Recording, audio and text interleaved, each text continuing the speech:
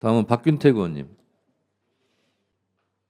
예, 헌법재판소 김정원 사무처장님 예. 고생 너무 많으셨습니다.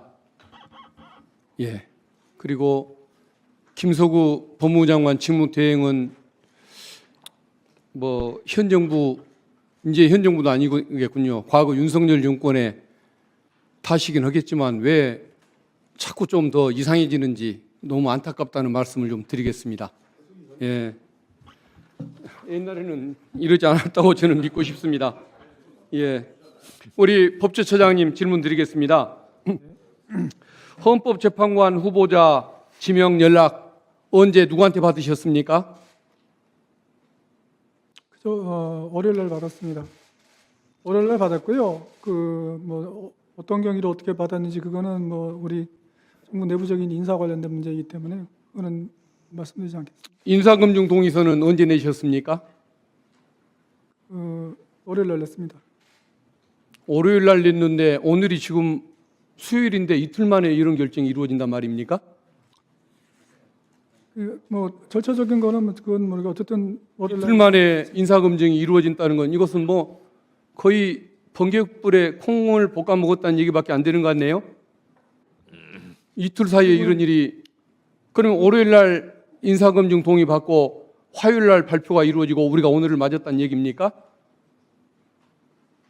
아무튼 참 놀라운 현상인 것 같습니다. 거의 군사작전 수준이라는 생각이 드는군요. 윤석열 피고인이 대통령으로 재직할 당시에 이완규 법제처장을 헌법재판관으로 임명하고 싶어 한다는 소문이 많이 돌았는데 그 소문을 이렇게 사실로 확인시켜준 한덕수 총리, 뭘 아는 분은 아닌 것 같은데 결국은 그 중간에는 아마 민정수석실이 존재하는 것이라고 봐야겠죠. 그 부분은 제 추측이 틀렸습니까? 그 부분은 제가 잘 모르겠습니다.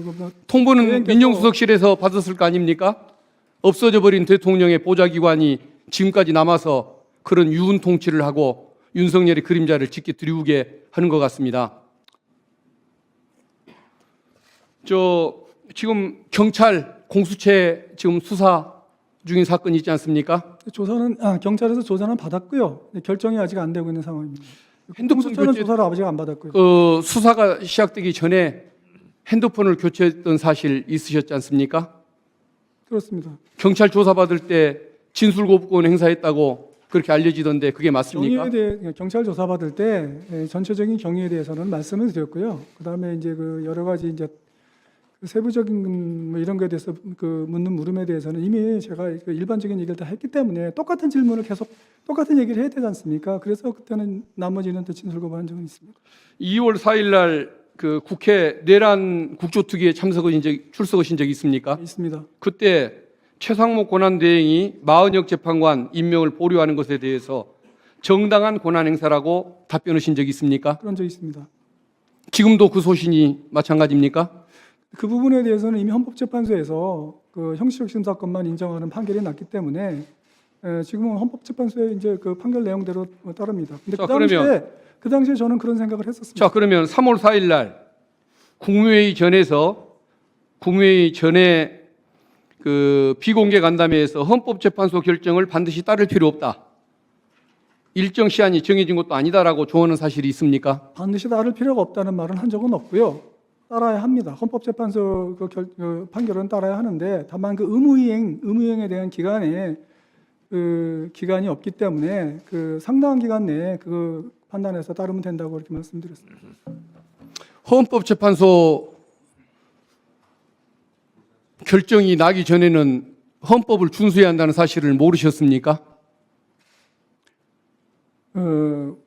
의원님, 아니, 아셨는지 모르셨는지만 얘기해 주십시오.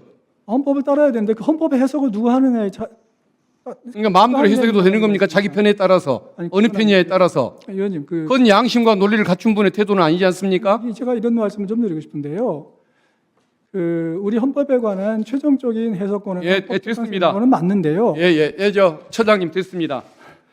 한덕수 총리가 계속 임명을 강행하려고 하면 저는 한덕수 권한대행 탄핵해야 한다고 생각하는 사람인데 한덕수 씨가 한덕수 권한대행이 탄핵되는 상황이 오더라도 본인 자리 계속 유지하기를 희망하십니까?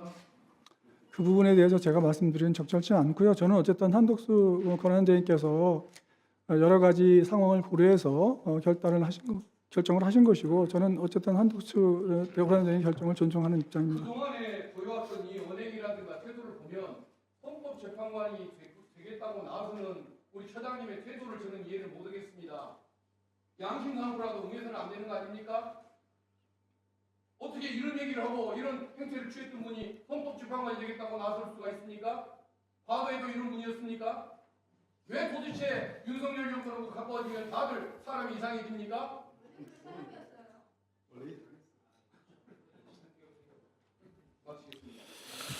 네.